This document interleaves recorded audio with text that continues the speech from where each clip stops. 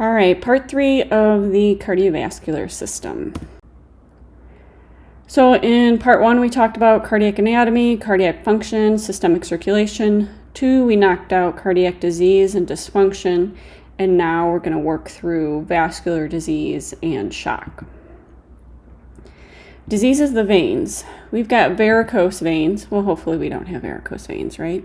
They're distended, tortuous, palpable valves. You can see here that we've got normal veins, which open and close nicely with their valves. They've got a nice uniform shape. And then we've got the varicose veins, which are all, the valves are a little messed up, warped as it says. They have irregular blood flow, kind of pooling, and you can see that it's very wavy and tortuous. So here are some stages where you've got normal veins going on through all the way up to ulcers, which we'll talk about in just a second. The risk factors for developing varicose veins are age, female, gender, genetic, overweight, pregnancy, and a history of deep vein thrombosis. They're caused by injury or disease to the saphenous veins and valves, and or just a gradual distension of the veins from pooling from gravity. So people on their feet a lot that don't put them up often enough, over time that work on your valves can cause a little bit of the stretching and pooling of blood in those veins. And that's why we wear socks, right? As nurses or future nurses, we wear these socks to compression hose to help keep the blood flowing. Chronic venous insufficiency, and this can develop from varicose veins and valve incompetence. You can see the bulging veins of the varicose veins on the left, and it progresses all the way up to an ulcer. This tissue ends up hypoxic as you don't have that great flow to and from delivering the oxygen, perfusing in the capillaries, exchanging those gases, and it really affects the skin. And if you've ever seen a patient where their lower legs, almost like elephant skin, it gets darker, it's really thick and really rough. That's from the remodeling, that fibrosclerotic skin. And then it can progress to venous stasis ulcers, and the issue is that you have this tissue, and because it's hypoxic, it ends up being really fragile, very easily injured, and then you get these ulcers, and they become very easily infected. As you know, you don't have that nice flow going on down there, so you're not carrying away the debris, having an appropriate inflammatory and immune response. All right, going on to blood clots. So a thrombus, this is a clot that's attached to a vein. The deep vein thrombosis that we're all used to hearing about, they generally like to develop a clot right around the valve. A thromboembolus, this is when the thrombus breaks off. You can see there all the way at the right where a part broke off and it becomes an embolus. And this can go throughout the body and cause a whole bunch of problems, ending up somewhere really critical. So Virchow's triad is, we've got 3 different things, obviously, it's a triad, right? So venous stasis, endothelial damage, that's the lining inside your veins, and then a hypercoagulable state. So this is people that have some type of clotting disorder. So when they have all 3 of these, it's kind of like a perfect storm. They're at really high risk of developing a deep vein thrombosis. Also, recent orthopedic surgeries. There's a high prevalence for people with knee replacements, hip replacements, bigger surgeries to develop blood clots in their legs. The really big problem with this is that they're also at risk of a pulmonary embolism. So you have that thrombus we talked about breaking off into an emboli, and then if it moves on, floating throughout your body, it can end up in your lungs and develop a pulmonary embolism. And this is super, super dangerous. So the symptoms, you have erythema, that's redness and warmth at the site, edema, swelling, and pain. But the scary thing about it is it's actually often asymptomatic. And a lot of times you'll have somebody that presents to the emergency department with shortness of breath, and the thing is they have a pulmonary embolism, and normally when somebody comes in with a pulmonary embolism, they end up getting ultrasound and Doppler ultrasounds of their legs, and you find out that they also have DVTs, and they've had them, but they've just been asymptomatic. So they didn't know until it broke off and ended up somewhere that causes more symptoms. So, like I said, we diagnose this with a Doppler ultrasound and a D-dimer. A D-dimer is a blood test that we do. A lot of times, docs will do that before they move on to doing the ultrasound or anything else, because if you have some type of clotting process going on in your body, the D-dimer will be elevated, and that kind of sets off a flag that maybe we need to do an ultrasound. The treatment for this is low molecular weight heparin. Patients will be on Coumadin long-term treatment for the DVT, and in some cases they have to do venous surgeries. All right, superior vena cava syndrome. I've actually never seen this in practice, but it seems pretty cool, for lack of a better explanation. It's a progressive occlusion of the superior vena cava. As you can see in this picture, there's a tumor. So bronchogenic cancer is usually the cause of this, but there can be lymphomas and just metastasis of other cancers from other places in the body. But you can see you have this tumor growing and it pinches off the superior vena cava. Well, the problem is people end up with headache, visual changes. They've got pressure in their head. They've got poor perfusion, changing of gases in the capillary. They'll end up with visual changes, tightness of collars and necklaces because they end up with this swelling in their upper bodies. You can see in the picture. You'll see collateral chest wall veins. We talked about collateral veins or collateral arteries, in the heart when we have blockages. Well, that happens in other places of your body too. Your body naturally will try and work around a clot or a blockage of some sort to get that needed oxygenated blood to the tissues. We diagnose this with a chest x-ray, ultrasound, CAT scan, and MRIs. All of those can be used. And then they treat it by treating the primary cause for the most part. So they need to excise that tumor, whatever's causing the compression, get that out of the way. And sometimes they'll even put a stent in, just like they do cardiac stents, to keep that vein open. And even in times they may have to do a bypass graft, just like the cardiac cabbage. Moving on from the veins to the arteries, we're going to talk about hypertension, which we already talked about quite a bit in part 2 of this presentation. But it's qualified or defined as a systolic blood pressure greater than 130 and a diastolic blood pressure greater than 80 that's sustained. So, of course, in times of stress or illness, people can end up with a higher blood pressure. But these are multiple blood pressures taken multiple times over time, and it sustains over these numbers. Then there's a diagnosis of hypertension. The risk factors are older age, obesity, people of the Black race, genetics, smoking, a poor diet, and then glucose tolerance. Most are primary hypertension, but it can be secondary to renal failure and other diseases. So, with renal failure, obviously, we have issues retaining fluids, and so it's more of a hypervolemic state that causes that hypertension. It can also be caused by dysfunction of the sympathetic nervous system and the renin-angiotensin-aldosterone system and natriuretic peptide. So if we're not appropriately excreting, retaining sodium in water as we should be, or we have the sympathetic nervous system constricting our arteries, we're going to end up with either a buildup of fluid causing excess pressure or narrow arteries causing that systemic vascular resistance. Additionally, immunity can play a role because inflammation of the endothelium that's lining inside the veins and the arteries, it can cause vascular remodeling and affect compliance. So the arteries get a little stiffer and they don't have that elasticity that they need. And eventually this can lead to end organ damage in the heart, the kidneys, the brain, and even the eyes.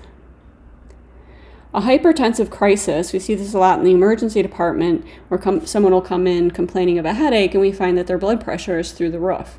Well, it's defined as a systolic blood pressure over 180 and a diastolic blood pressure over 120.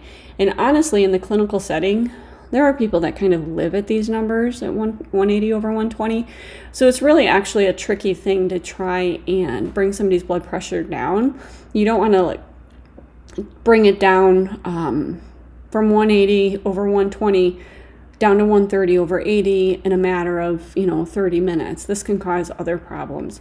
So it's kind of tricky. We're gonna, I always talk about trending. It's super important to know what this person's blood pressure normally is and how high it really is when it's considered a crisis state. But generally, if they're symptomatic and they're complaining of a headache, that definitely is a hypertensive crisis. There really is no explanation, so it's considered idiopathic, but it has been linked to cocaine use, pregnancy, certain medications, adrenal tumors, and alcohol withdrawal. And as I stated, people come in with a headache, but for the most part, having high blood pressure is asymptomatic. The treatment over time, so the long-term treatments is a low-sodium diet, exercise, smoking cessation, and then from a pharmaceutical aspect, we do diuretics for people that are more hypervolemic, and that's their cause of hypertension, so fluid overload. We do have our ACEs and ARBs, our calcium channel blockers, and our beta blockers also. Moving on to aneurysms. So this is a localized area of a vessel that's dilated and creating a pouch, and you can see that in the pictures here. They're most commonly in the thoracic and abdominal aorta, which is both shown in the picture. The thoracic ones can cause difficulty swallowing and breathing because, obviously it's really close to the airway and the esophagus. But the abdominal aortic aneurysms, they often don't have any symptoms until they rupture. And then when that happens, patients can describe this as a sudden tearing pain. They may, if it's a little rupture and it's just leaking into the peritoneal cavity, they'll complain of like back pain. And that's because it's super irritating. Blood is super irritating to the lining of the peritoneal cavity. But when they rupture due to the pressure, because these people generally have hypertension, these patients can bleed to death within a matter of minutes. And I have had this happen with patients coming in, walking and talking, looking perfectly fine, and their stomach literally in front of your eyes just gets bigger and bigger, and they're a ticking time bomb, and they're going to die, super fast. It's actually a super sad situation. All right, the most common cause is atherosclerosis, which we've talked about, that buildup of lipids turning into plaques within our arteries. But hypertension contributes to the development due to the stress that it puts on the walls of the arteries. It can also occur in the heart if you have an MI, myocardial infarction, and you have some of this tissue that starts to get necrotic.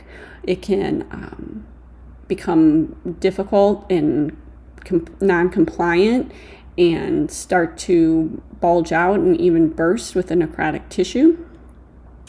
But obviously we've heard about this in the brain, right? So these are our hemorrhagic strokes that will come in. They'll have stroke-like symptoms, and we'll see the blood on the CT and come to find out that these people always have a high blood pressure. They come in with super high blood pressure. Sometimes they do just complain of a headache if it's a small bleed, but a lot of times these people deteriorate really fast. All right, we're going to move on to our last section, which is shock.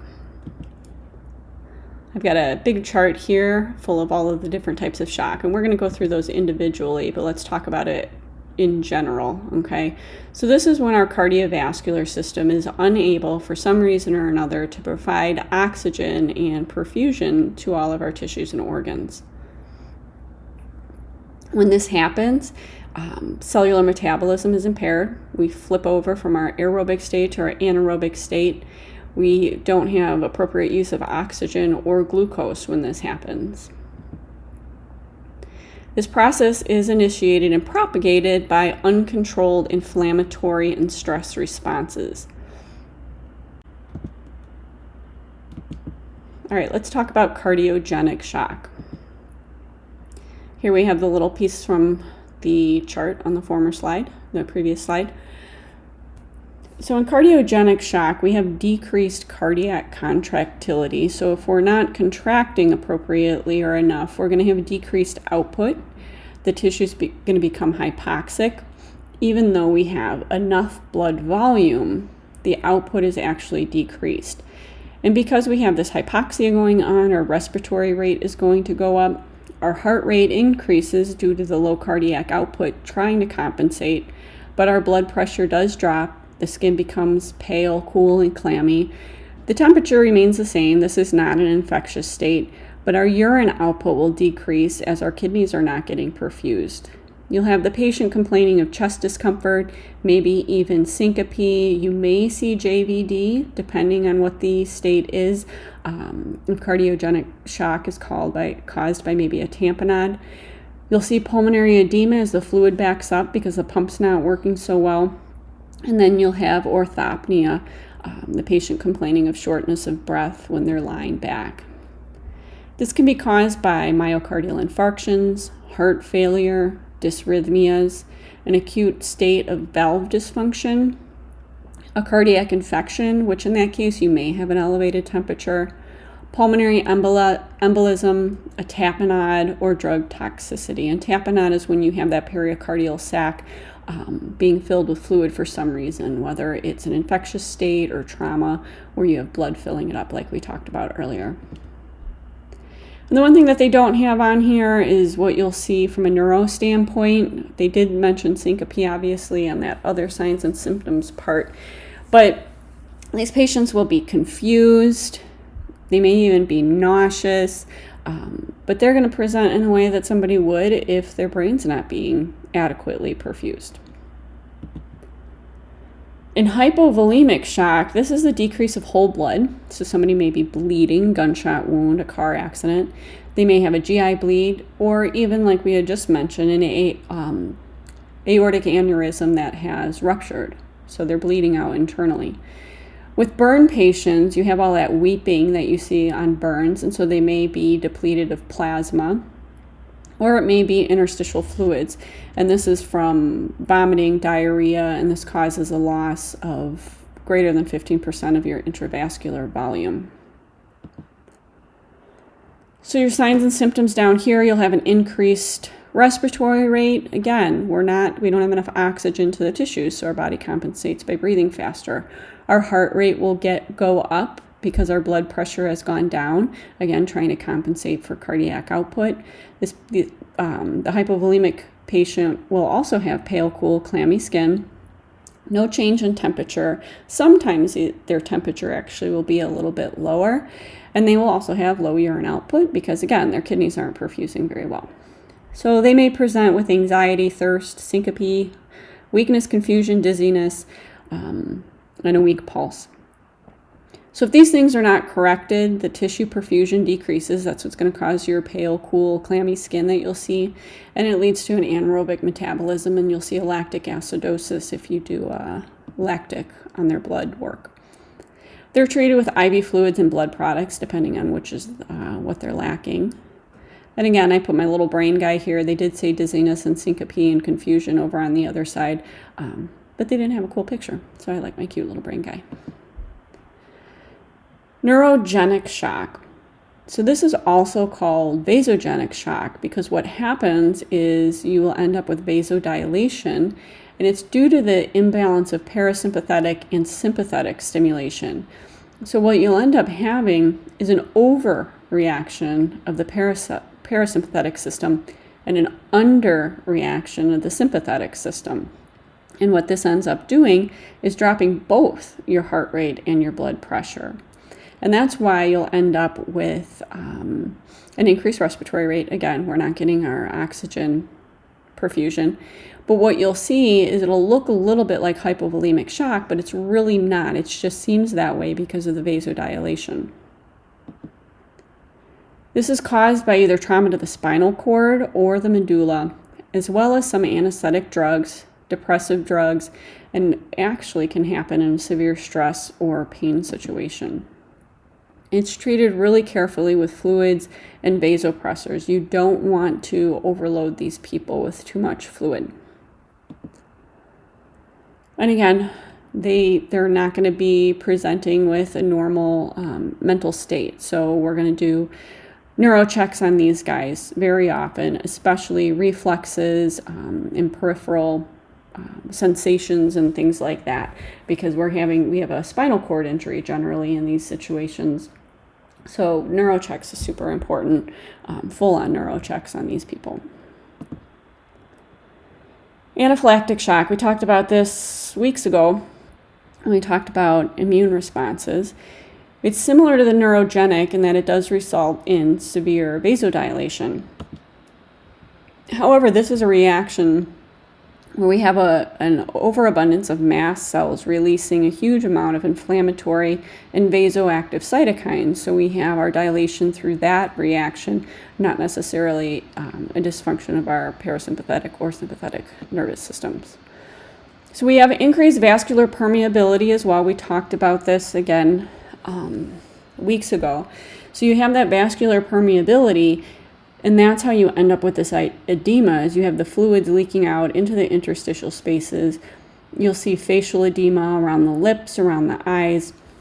And of course, because this is an allergic reaction, you have the typical hives.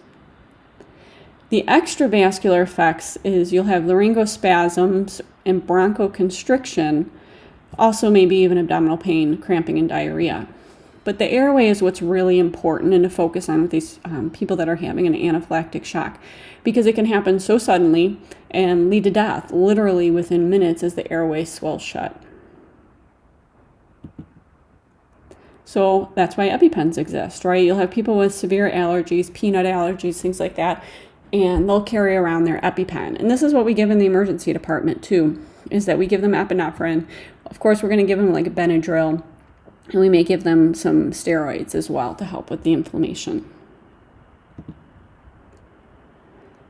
Again, as our brain is not perfusing, you'll end up seeing changes in their mental status as well. Moving on to septic shock, which we talk about a lot with sepsis. It is a result of a systemic infection. It goes on to a general infection becomes systemic, which is a sepsis state, and then it moves on to septic shock. The risk factors for developing this are advanced age, whether or not this person has good general health, or multiple comorbidities. So the more comorbidities that you have, being overweight, unhealthy in general, smoking, hypertension, things like that.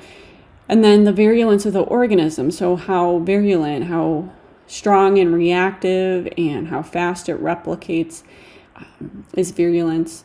And then it actually has a genetic component to it, and most definitely the time to treatment. So you have these patients, especially the elderly patients that have something like a urinary tract infection, which seems like it could be so easily treated, but it goes unnoticed. Maybe even in our diabetic population, you'll see that, and they just don't have the same symptoms that they generally don't feel. So it progresses on to a further systemic infection. But patients generally, the way that they'll come in and they'll present is they'll have a tachycardia, and they'll be hypotensive, and they'll have a really high fever. I know that it says on here that the temperature is greater than 38 or less than 36. Honestly, when the temperature ends up being too low, a lot lower than normal, you know that this has gotten really bad. So this inflammatory response leads to SIRS, which is systemic inflammatory response syndrome. And this ends up with the vasodilation that we're talking about. That's what's dropping the blood pressure. It ends up with the decrease in cardiac output, not getting enough oxygenation to our organs, and eventually we end up with multiple organ dysfunction syndrome. And what MODS is, you have two or more organ systems that are dysfunctioning due to this inflammatory response. It usually is a cause of septic shock, and why it's on the septic shock slide here, but it actually can also be related to trauma or complications of major surgeries. So this hyperinflammatory, hypercoagulant state that MODS is ends up causing a maldistribution of blood and hypermetabolism as the body's trying to work super hard, super fast to fight this infection. But because of this, we run out of oxygen. It's a multiple cascade effect of hypoxia and coagulation. The cellular acidosis ends up leading to cell tissue and then eventually organ death. This is a very difficult thing once a patient goes into multiple organ dysfunction syndrome. Very often they don't return from it. And again, we do have altered level of consciousness over in other signs and symptoms, but absolutely, this patient, multiple organ dysfunction syndrome patient, is intubated. They are literally hanging on to life by a thread.